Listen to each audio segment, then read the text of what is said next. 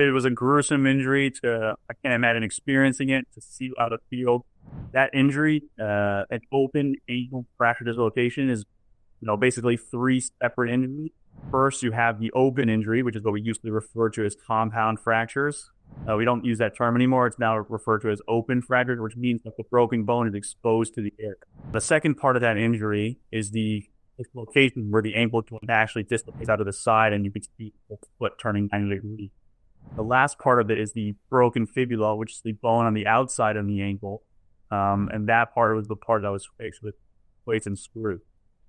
Now, addressing all three of those features happens at the same time in the same surgery.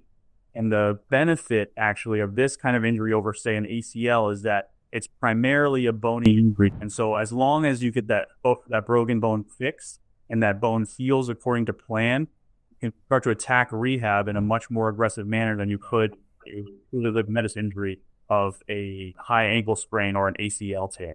$1 million question here. If you were treating a patient who didn't play professional football, what would be your plan for their rehab and their recovery process? And could theirs be as aggressive as a SCAT's? As long as they heal their bone, and within that 6 to 12 week mark after surgery, you can kind of progress them just as fast. The 12-week recovery after they do like this is some kind of splint or cast for 6 weeks after surgery.